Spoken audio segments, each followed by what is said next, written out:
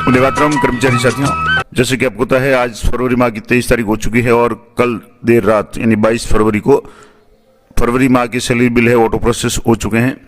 अब इस बार आपको पता है कि इस वित्तीय वर्ष का अंतिम महीना है, उसके बाद में मार्च से नया वित्तीय वर्ष शुरू हो जाएगा और किन किन बातों को आपको विशेष रूप से ध्यान रखना है बिल चेक करते समय।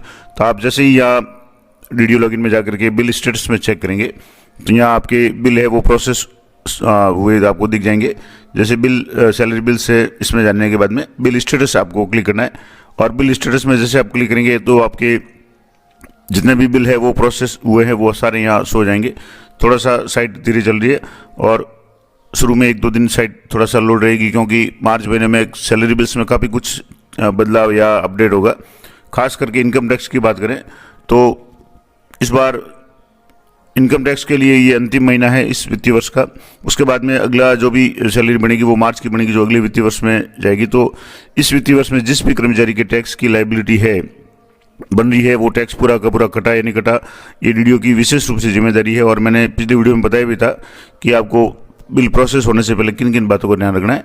तो आज सबसे पहले तो मैं बता दूं कि बिल कैसे इसको आप चेक करेंगे, उसके बाद में किन किन बातों को विशेष रूप से ध्यान रखना है। थोड़ा सा साइट इशू है अभी ये जैसे डाउनलोड हो रही, तो मैं आपको बिल स्टेटस आप चेक करके बताता हूँ।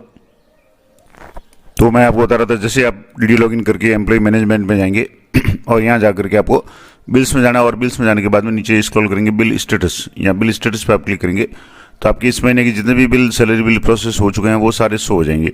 अगर मान लो आपके बिल ज़्यादा बन रहे हैं और यहाँ 5 ही शो हो रहे हैं तो यहाँ आपको डिफ़ॉल्ट 5 की जगह थोड़ा मैक्सिमम कर लें, 10 या 50 जो भी है वो कर लें ताकि सारे बिल आपके यहाँ शो हो जाएंगे।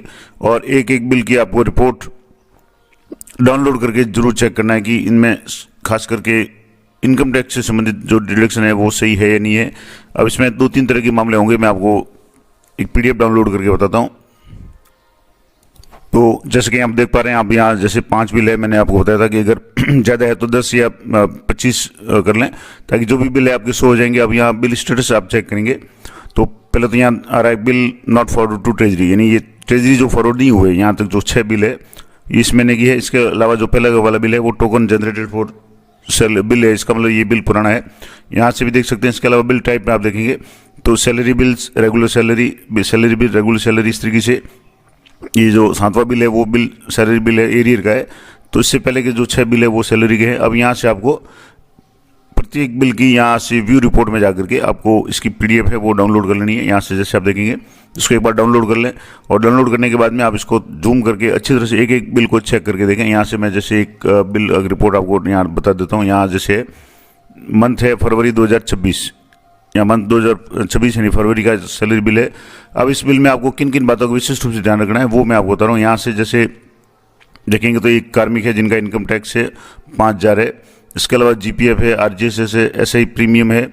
तो जो भी डिडक्शंस हैं उनको आपको विशेष रूप से ध्यान रखना है। और खास करके इनकम टैक्स, अगर किसी कर्मचारी के फरवरी तक इनकम टैक्स पूरा हो चुका था और फरवरी में टैक्स है वो कटौती बंद करनी थी लेकिन अभी भी शो हो रहा है, तो एक काम तो कर सकते हैं कि इस बिल को आप डिलीट करके नया बिल बना दें ताकि कटौती को डिलीट करके उसके बाद करें।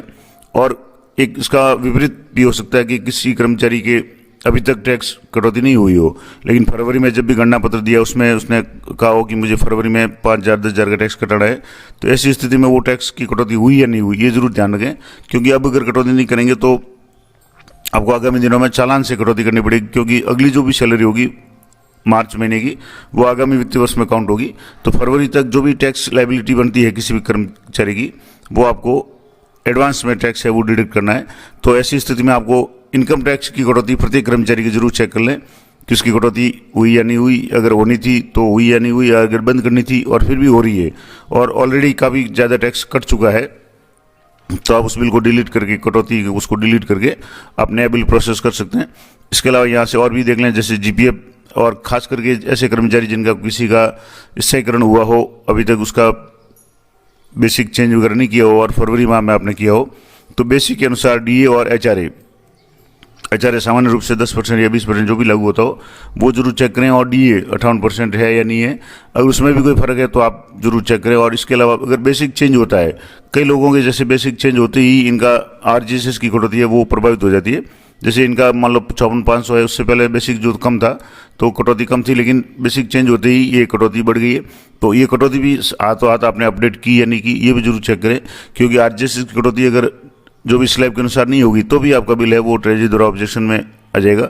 तो ऐसी स्थिति में खास करके एक तो इनकम टैक्स सबसे इंपॉर्टेंट बात है, इसके अलावा किसी कर्मचारी का एसीपी लगी है या स्थायीकरण हुआ है, बेसिक चेंज हुआ है किसी भी तरीके से, तो बेसिक के अनुसार डीए एचआरए अपडेट हुआ या नहीं हुआ। कई बार डीए या एचआरए है वो अपडेट नहीं हो पाता है, तो वो भी आपको मैनुअली करना पड़ता है, तो वो जरूर देखें। इसके अलावा कटौती में जैसे जीपीएफ की कटौती अगर ऑलरेडी एक्स्ट्रा है जब तो कोई समस्या नहीं, लेकिन स्लैब के अनुसार ही है, न्यूनतम और बेसिक चेंज होते ही वो अगर स्लैब चेंज हो रही है तो वो आप ध्यान रखें। ऐसे प्रीमियम तो सीधी सी बात है कि मार्च महीने में, अगले महीने में ऐसे प्रीमियम की कटौती जो कर्मचारी अपना प्रोबेशन पूरा कर चुके हैं उनके मार्च महीने की सैलरी से ऐसे की कटौती है वो की जानी है। वो मैं अगली वीडियो में आपको विस्तार से बताऊंगा कि कोई कर्मचारी जिसका स्थायीकरण हो चुका है और वो ऐसे की कटौती करवाना चाहे तो मार्च महीने में वो अपनी जो भी रिक्वेस्ट है वो बता दे डीडीओ को, और अपने खुद के लॉगिन से जाकर के एसआई की जो भी फर्स्ट डिक्लेरेशन है वो घोषणा करके उसका प्रिंट है वो पीडीओ को दे दे, ताकि डीडीओ है उसकी एसआई प्रीमियम की कटौती है वो ऐड कर सके। तो वो तो अगले महीने मार्च महीने में होगा, क्योंकि एसआई की जो भी चेंज या कटौती है वो मार्च से ही शुरू होती है। बाकी जैसे आरजेएसएस या जीपीएफ में अगर आपकी कोई बेसिक के अनुसार कोई चेंज हो रहा है तो वो जरूर चेक कर लें।